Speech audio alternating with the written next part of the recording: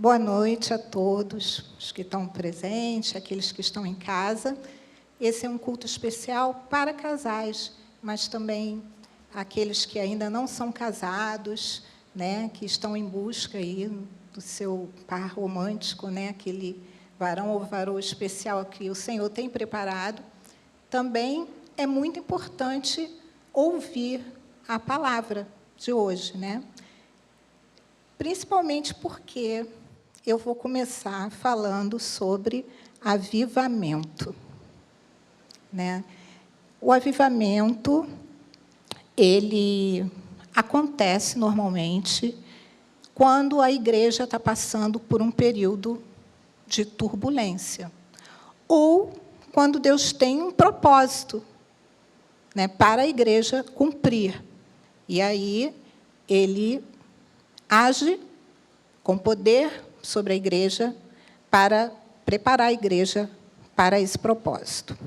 Bom, o significado do verbo avivar em hebraico, no Antigo Testamento, ele tem o sentido de preservar ou manter vivo, mas também pode significar purificar, corrigir e livrar do mal.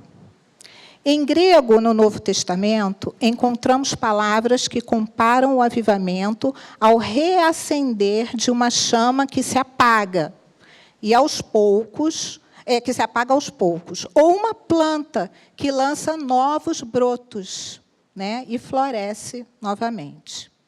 Então, o que é para nós cristãos o avivamento? Qual a finalidade, por que acontece, como acontece? E o que implica na nossa vida cotidiana e em nossos relacionamentos, né? Então, tem um casalzinho aí que pegou uma tarefinha, que é ler um versículo. Eu queria convidar esse casal para vir aqui fazer essa leitura.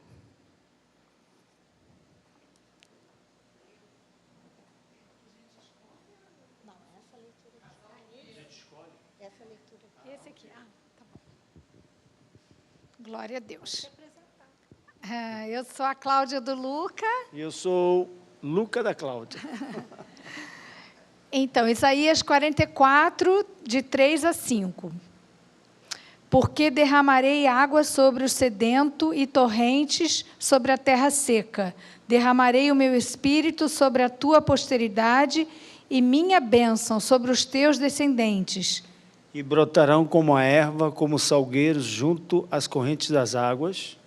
Um dirá, eu sou do Senhor. Outro se chamará do nome de Jacó. O outro ainda escreverá na própria mão.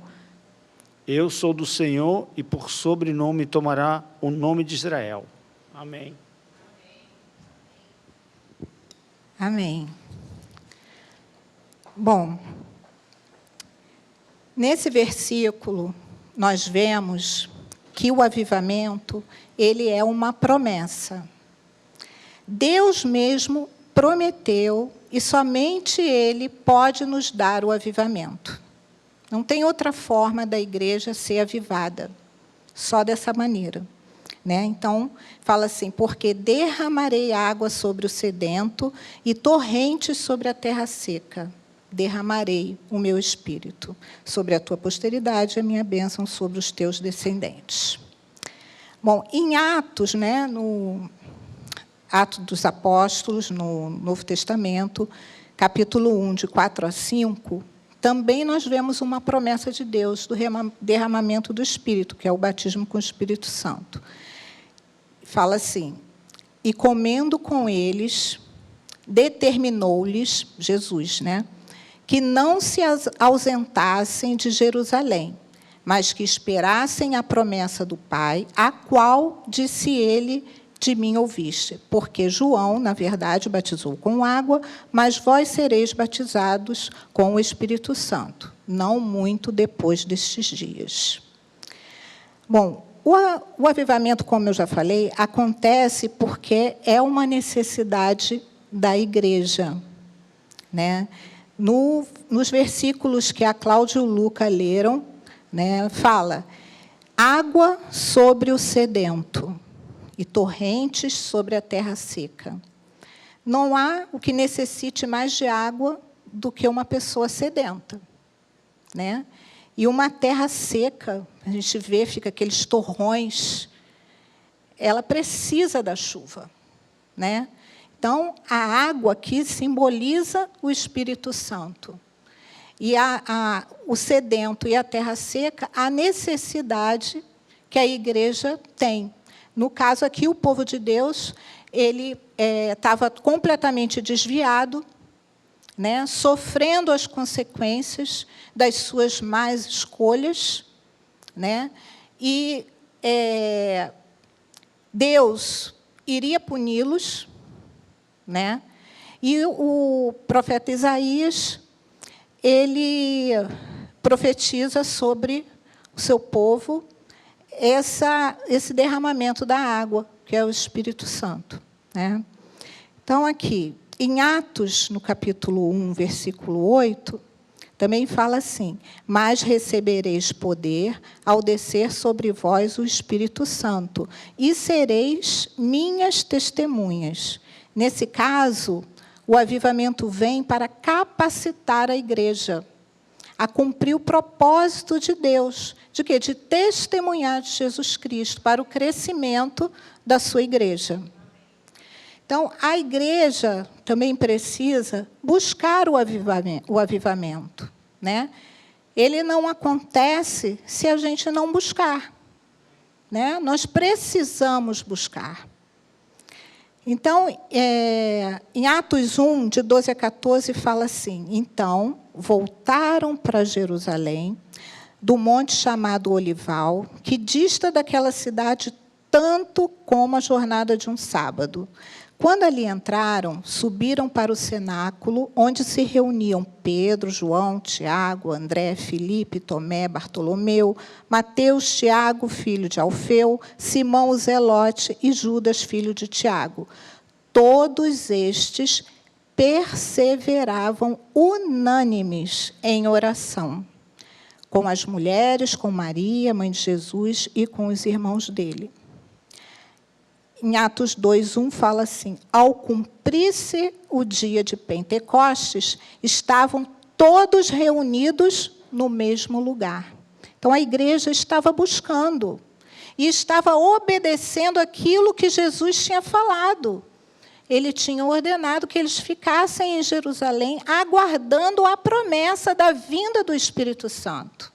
Então, eles voltaram para Jerusalém e ficaram reunidos, perseverando em oração, aguardando essa promessa que Jesus havia feito, né?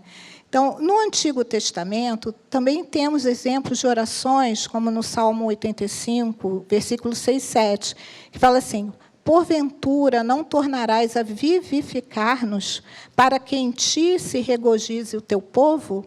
Mostra-nos, Senhor, a tua misericórdia e concede-nos a tua salvação. E a oração do profeta Abacuque também, Abacuque 3:2. Tenho ouvido, ó Senhor, as tuas declarações e me sinto alarmado. Aviva a tua obra, ó Senhor, no decorrer dos anos, e no decurso dos anos faze-a conhecida. Na tua ira, lembra-te da misericórdia. Ao longo da história da igreja cristã, podemos ver que em momentos de grande tribulação ou esfriamento espiritual, Deus move pessoas ao arrependimento e confissão dos pecados e que, através da oração, intercedem e buscam pelo avivamento. E Ele derrama do seu Espírito. Nosso Deus é amor e age com graça e com misericórdia, né? Ele cumpre as suas promessas. Basta nós buscarmos a santificação, o arrependimento. Nós estamos vivendo momentos difíceis, muito difíceis. As famílias estão abaladas, completamente, digo até destruídas, porque o projeto de família de Deus, as pessoas querem a todo instante colocar abaixo, né? Então, o mundo vive assim. Mas isso é hoje somente? Não. Nós vemos aqui, nesses poucos exemplos, que o mundo sempre... o mundo jaz no maligno. O pecado, desde que o homem pecou, que o pecado se instalou, né, que o pecado alcançou a humanidade, o mal existe. Mas a Igreja de Jesus, ela é vencedora. Ela não será destruída. O modelo que Deus tem para nós, ele não será destruído jamais. Porque nós somos a Igreja de Cristo. Nós somos protegidos pela promessa do Senhor. Basta nós buscarmos. Ele está atento ao nosso clamor. Ele está atento às nossas orações. Ele está atento quando nós nos ajoelhamos e clamamos por misericórdia. Ele está atento quando nós confessamos os nossos pecados. Porque precisa a igreja se prostrar para que o avivamento venha. Então, os resultados do avivamento. Em Atos 2, 37, 41, a gente leu uma coisa linda, né? Ai, que maravilha, queria muito ter vivido, apesar de toda a perseguição que veio depois, mas é lindo a gente ver isso. Ouvindo eles estas coisas, compungiu-se-lhes o coração. O coração ficou aflito das pessoas que ouviram... Peraí. É isso mesmo. O discurso de Pedro, depois que desceu o Espírito Santo, aquele Pedro medroso, aquele Pedro que negou Jesus, ele ficou impetuoso, né? Ele foi lá e fez um discurso maravilhoso, sem medo, com autoridade. Ele estava revestido, a verdade é essa, ele estava revestido da autoridade de Jesus, pelo Espírito Santo de Deus. Então, ele fez um discurso e as pessoas, depois que ouviram, elas ficaram com o coração aflito e perguntaram para ele e para os demais apóstolos: o que faremos, irmãos? Então Pedro respondeu: arrependei-vos e cada um de vós seja batizado em nome de Jesus Cristo para a remissão dos vossos pecados e recebereis o dom do Espírito Santo, pois para vós outros é a promessa, para vossos filhos e para todos aqueles que ainda estão longe, isto é, para quantos o Senhor nosso Deus chamar. Com muitas outras palavras, deu testemunho e exortava-o, dizendo: salvai-vos desta geração perversa. Então, os que lhe aceitaram a palavra foram batizados, havendo um acréscimo naquele dia de quase 3.000 pessoas. Esse é o resultado do avivamento do Senhor no seio da sua igreja.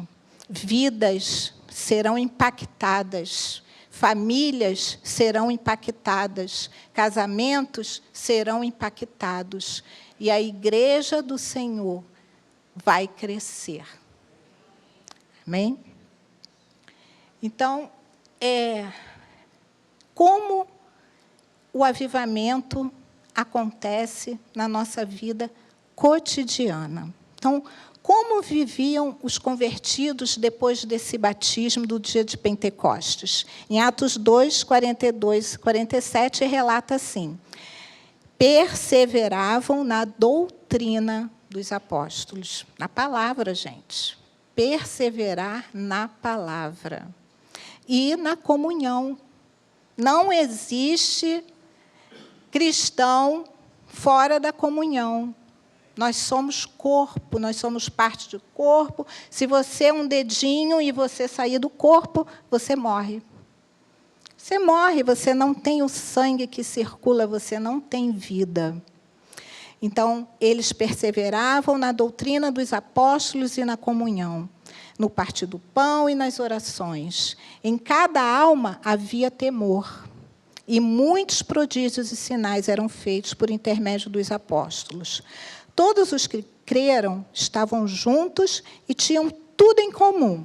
Aí fala aqui que vendiam suas propriedades e bens, distribuindo o produto entre todos. Eles tinham uma noção, talvez, de que Jesus fosse voltar muito brevemente, né? E eles compartilhavam de tudo. E, no final, fala aqui que eles partiam pão de casa em casa, não deixavam ninguém sem o pão, né? Tomavam as suas refeições com alegria e singeleza de coração. Tão bonitinho isso, né? Louvando a Deus e contando com a simpatia de todo o povo. Enquanto isso, acrescentava-lhes o Senhor dia a dia os que iam sendo salvos. Testemunho, gente.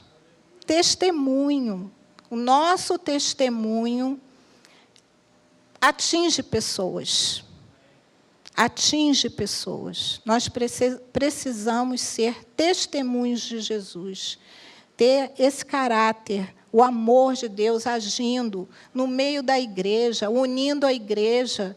A gente não pode ser dividido. O nosso amor tem que ser transbordante. O nosso amor tem que impactar as pessoas ali fora, na rua. A gente tem que demonstrar isso, ser luz para o mundo, ser sal, impactar, fazer diferença. A gente tem que ser aquele tempero certo que o mundo está precisando. Então, testemunho. O verdadeiro avivamento impacta a nossa vida diária. É lenha que mantém o fogo ardendo permanentemente no altar. Em Levítico fala isso, né? O sacerdote ele tinha que levar a lenha, né? Acender a lenha todo dia, aquele fogo não podia se apagar, fogo do altar, né? Então, é função do sacerdote manter a lenha que acende o fogo do altar. 1 Pedro, capítulo 2, versículo 9, fala assim: vós, porém, sois raça eleita, sacerdócio real, nação santa, povo de propriedade exclusiva de Deus, a fim de proclamardes as virtudes daquele que vos chamou das trevas para a maravilhosa luz. Nós somos sacerdotes, aqueles que mantêm a lenha acesa no fogo que não pode se apagar. É o nosso compromisso diário com Deus, manter esse fogo aceso. É compromisso diário. Mas nós precisamos conhecer e escolher a lenha. É primordial para manter esse fogo queimando. Um avivamento real, ele não é baseado em emoções passageiras, em animações frívolas, fúteis, inconstantes e levianas, que podemos comparar com a palha, que queima fácil e logo se apaga. Não é aquela emoção que a gente, de repente, pode ir em algum culto muito animado e ficar aquela animação, e dali a gente sair na segunda-feira, passou segunda, a minha animação já está aqui, na terça já está aqui, na quarta já foi tudo embora e acabou. É palha, queimou rápido e acabou o fogo. Não, não é. Isso não é avivamento. O avivamento real, ele não pode ser baseado em revelações de homens. Seria como queimar uma lenha molhada, que só produz fumaça, embaçando a visão e produzindo falsas doutrinas. Devemos ser firmados na palavra de Deus, que é a sã doutrina. Nós vimos lá que os apóstolos, os novos convertidos, eles perseveravam na doutrina dos apóstolos, na palavra de Deus. A nossa visão não pode ficar embaçada. Nós temos que ter a revelação verdadeira, que está na palavra. É isso que dirige os nossos pés. É a luz que nos guia no caminho. É a palavra de Deus. Então, um avivamento real, ele gera em nossa vida, né, gera santidade. E uma vida repleta completa dos frutos do Espírito Santo, porque vem dele e somente dele. Ele é o autor de todo o avivamento. Então, existe, então, uma forma, um modelo de vida cotidiana que nós, cristãos, devemos buscar. Um modelo que nos coloca no centro da vontade de Deus, onde poderemos ser alcançados por esta ação do Senhor. Viver este modelo impacta no nosso relacionamento com Deus e com todos com quem convivemos. Aí, agora, eu vou chegar no casamento. Ai, culto de casais, né? Então, nós vamos falar, eu podia aqui estar falando, né, em Efésios 5, ele descreve todos os relacionamentos, como que deve ser cada um. Filho com pai, pai com filho, o senhor com o servo, marido com mulher, fala de tudo. Mas nós hoje vamos falar sobre o casamento, porque é culto de casais, né? Então, quanto ao casamento, primeira coisa é que existe um modelo aprovado. Não tem discussão. O modelo é único. Não tem outro. Em Gênesis, capítulo 2, versículo 18 a 24, eu vou ler e diz assim: Disse mais o Senhor Deus, não é bom que o homem esteja só. Far-lhe-ei uma auxiliadora que lhe seja idônea. Havendo, pois, o Senhor Deus formado da terra todos os animais do campo e todas as aves do céu, trouxe-os ao homem para ver como este lhe chamaria. E no nome que o homem desse a todos os seres viventes, esse seria o nome deles. Deu o nome o homem a todos os animais domésticos, às aves do céu e a todos os animais selváticos. Para o homem, todavia, não se achava uma auxiliadora que lhe fosse idônea. Passou tudo ali da criação na frente do homem e não havia nenhuma auxiliadora que lhe fosse idônea. Então o Senhor Deus fez cair pesado sono sobre o homem, e este adormeceu, tomou uma de suas costelas e fechou o lugar com carne. E a costela que o Senhor Deus tomara ao homem, transformou-a numa mulher. E lhe a trouxe. E disse o homem: esta, afinal, é osso dos meus ossos, é carne da minha carne, chamar-se-á varoa, porquanto do varão foi tomada. Por isso, deixa o homem pai e mãe e se une à sua mulher. Gente, isso aqui não é para abandonar o papai e a mamãe, não, depois de casado, tá, gente? Isso aqui é porque a gente vai construir a nossa família, né? Então, é só um detalhe. Tornando-se os dois uma só carne. Ora, um e outro, o homem e sua mulher, estavam nus e não se envergonhavam. Gente, esse é o modelo. Não tem outro. A Bíblia não fala mais nada de nenhuma outra coisa que possa gerar casamento. Casamento, o modelo é esse aqui. É o homem e a mulher, que foi a sua auxiliadora idônea, a única. Passou tudo ali na frente, não tinha nada. Tinha que Deus formar a mulher, né? Então, esse é o modelo aprovado. Existe um modelo de lar cristão também. Está em Efésios 5, 22 a 33. Né? As mulheres sejam submissas ao seu próprio marido, como ao Senhor. Porque o marido é o cabeça da mulher, como também Cristo é o cabeça da igreja, sendo este mesmo o salvador do corpo. Como, porém, devem amar sua mulher como o próprio corpo. Quem ama sua esposa a si mesmo, se ama, porque ninguém jamais odiou a própria carne. Antes, a alimenta e dela cuida, como também Cristo faz com a igreja, porque somos membros do corpo. Eis porque deixará o homem a seu pai e sua mãe, e se unirá à sua mulher, e se tornarão os dois uma só carne.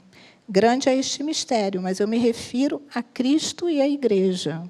Não obstante vós, cada um per si também ame a sua própria esposa, como a si mesmo, e a esposa respeite ao marido.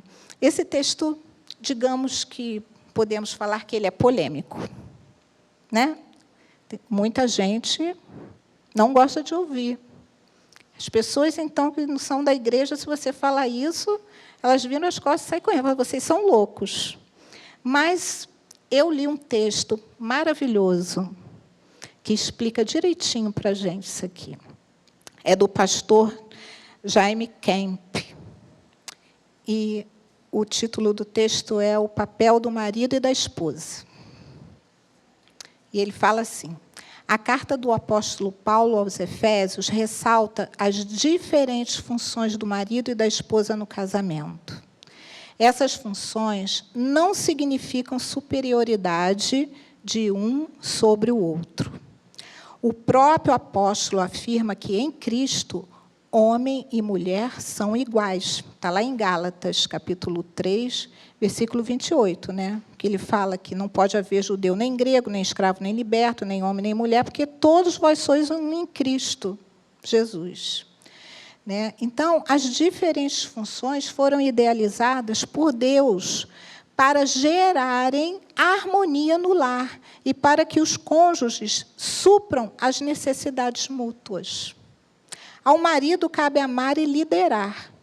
O amor que o marido deve ter pela esposa deve ser incondicional, ou seja, independente das circunstâncias, da personalidade dela, da beleza, do humor. O marido deve amar sempre como Cristo nos amou. Imagina, Cristo nos amou quando nós ainda Deus nos amou quando nós ainda éramos pecadores.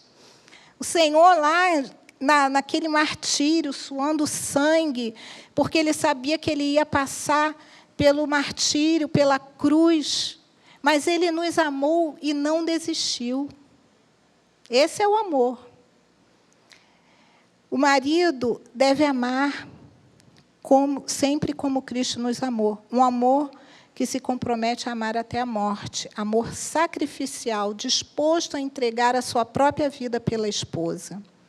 E é com esse mesmo espírito que ele deve exercer a liderança.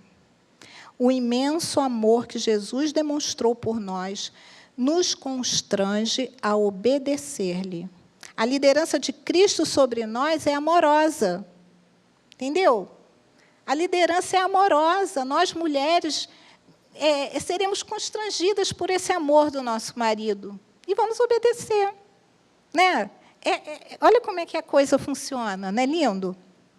Então, a liderança de Cristo sobre nós é amorosa, e a liderança do marido em relação à esposa deve se efetuar da mesma forma, através do amor que faz crescer a segurança. A esposa é a nossa parte, cabe obedecer ao marido. Obediência não significa escravidão, ou deixar de ter opinião própria e de expor seus pontos de vista. Significa ser companheira, alguém que o ajude, que o complete, a parceira que ele precisa. Nós somos a auxiliadora idônea. Nós precisamos fazer isso. A esposa que cumpre o seu papel ajuda o marido a desempenhar sua missão aqui na Terra. Nós falhamos constantemente em todos os papéis que exercemos, porque somos pecadores. Temos dificuldades em cumprir o que o Senhor planejou para nós e para o nosso lar. Muitas vezes, não reconhecemos que o plano de Deus para a nossa vida é perfeito e tem o propósito de nos proporcionar felicidade. Esta é uma das razões pelas quais muitas famílias passam por momentos difíceis. Mas, apesar do nosso pecado, nem tudo está perdido. Coloque as suas dificuldades aos pés da cruz. ore, peça ao Senhor que lhe oriente através das Escrituras Sagradas. Leia a Bíblia com seu cônjuge. A palavra de Deus é viva e tem poder para nos transformar. Com a ajuda de Deus, você poderá desfrutar de um casamento mais feliz e amoroso. Não é lindo esse texto do pastor? Explica direitinho, né? Bom, agora nós vamos aqui às nossas considerações finais. O padrão para os nossos casamentos, ele é muito alto, né? É muito alto. Além da nossa vida, que nós temos que buscar santificação, né? Individual. A gente sabe, aqui na Bíblia, o Senhor nos orienta de como deve ser a nossa vida, a nossa busca diária, né? A gente tem que entrar no quarto, a gente tem que orar, a gente tem que buscar intimidade com o Senhor, a gente tem que se alimentar da palavra. Mas nós precisamos disso também no nosso casamento. Nós somos, com o nosso cônjuge, uma só carne. Nós precisamos estar unidos nessa busca também espiritual, para o crescimento espiritual. E cada um tem que ser responsável pelo seu cônjuge também, porque a palavra fala, né, que é melhor sermos 2 do que 1, porque se um cair, tem quem o levante.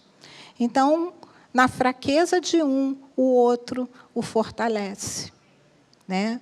Então, como é importante essa busca mútua, juntos, unidos, como uma só carne, falando da busca espiritual, nosso crescimento espiritual também, né? Esse padrão alto que nós temos, porque é o relacionamento de Cristo com a igreja. Imagina, casamento, né? É um padrão altíssimo. E é impossível a gente alcançar um padrão desse sem a ação de Deus na nossa vida, sem o derramamento do Espírito Santo na nossa vida, sem nós sermos avivados todos os dias, sem aquela lenha não estar queimando e aquele fogo não estar aceso. É impossível. É um padrão alto, gente, né? Então, facilmente, nós fracassamos. Fracassamos em manter a chama ardendo permanentemente, porque é difícil. Mas nós temos o Deus da promessa. Ele que promete o avivamento. É dele que vem o avivamento. É dele que vem esse fogo que queima, né? A gente tem que cuidar da lenha. Está ali, diariamente, colocando a lenha para queimar, né? Porque é ele que aviva a sua igreja. Bom, então, que hoje a gente possa se posicionar aqui, nesse lugar, como casal, como servos de Deus, servas de Deus, né?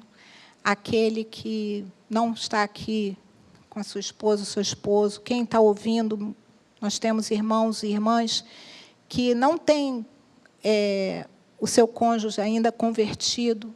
Lembre-se, vocês, a sua posição santifica o seu marido. A sua posição santifica a sua esposa. É isso que diz a palavra também. Então, nós temos que buscar a Deus, buscar santificação, ser cheio do Espírito Santo, dos frutos do Espírito Santo, para a santificação do nosso lar, da nossa família, da nossa casa, da nossa vida. Então, que a gente possa se posicionar e eliminar tudo aquilo que é palha, tudo aquilo que não serve para manter o fogo aceso, aquilo que engana, que é lenha molhada, que obscurece a nossa visão, que nos faz tropeçar, que a gente hoje possa estar eliminando tudo isso da nossa vida e eliminando tudo isso do nosso casamento. Um casamento avivado é um casamento que agrada a Deus, é um casamento que vai trazer frutos para a igreja, que as pessoas vão olhar para você e vão ver diferença. Gente, se você olha para... É tão difícil hoje em dia a gente ver um casal com mais de 20 anos de casado. É muito difícil. As pessoas, quando olham assim, falam assim... O Paulo, por exemplo, tem amigos que falam assim, poxa, você tem 32 anos de casado com a mesma esposa. Né? É difícil. É uma coisa difícil. Né? Então, Jesus fala assim, em João 15:5, eu sou a videira e vós os ramos. Quem permanecer em mim e eu nele, esse dá muito fruto, porque sem mim nada podeis fazer. Nós precisamos dele. Sem ele, nós não podemos fazer nada. Sem ele, nós vamos fracassar, com certeza, assim como muitos casais fracassam. Né? Em Efésios 5:1 fala assim, sede, pois, imitadores de Deus, como filhos amados, e andai em amor, como também Cristo nos amou e se entregou a si mesmo por nós, como oferta e sacrifício a Deus em aroma suave. Porque Ele nos amou e se entregou por nós. É possível viver as promessas que Ele tem para as nossas vidas, para os nossos casamentos, para os nossos filhos e alcançarmos a muitos. Amém. É isso. Eu queria pedir ao pastor Gil que viesse aqui orar pelos casais. E depois da oração eu queria saber aí as tarefinhas que vocês tiraram. Que ninguém falou nada, eu não vi ninguém fazendo nada. Eu estava aqui só prestando atenção. Amém. Já vai terminar depois? Vamos orar pelos casais. Depois eu vou. Amém. Vamos ficar de pé. Amém. Você que também está nos acompanhando pela live, que você tome pela mão o seu cônjuge. Vamos segurar aqui a mão do nosso cônjuge e vamos orar. Senhor Deus, nós queremos consagrar aqui, Senhor, cada casal, aqueles que estão presentes aqui, Senhor, também os que em seus lares estão nesse momento. Derrama, Senhor, a Tua graça, a Tua unção, a Tua renovação, Jesus. E realmente, Senhor, derrama aqui, Senhor, uma palavra de renovo, uma palavra, Senhor, de transformação. Senhor, a cada dia, Senhor, Tu nos renova e queremos pedir, Senhor, que sejamos renovados aqui, Senhor, em nossas uniões, Senhor, em cada casal, naquilo que o Senhor realmente chamou, Senhor, na promessa e na bênção, Senhor, que foi derramada naquele momento em que nos ajoelhamos diante de Ti, Senhor, no nosso casamento. Queremos Te pedir, Senhor, realmente sejamos renovados em Ti, Senhor, e renovados também aqui, cada um na sua união, Senhor, com seu cônjuge. Senhor, derrama a Tua unção, a Tua graça aqui, Teu poder, e milagrosamente, Senhor, derrama o Teu renovo. Em nome de Jesus. Amém, Senhor. Amém.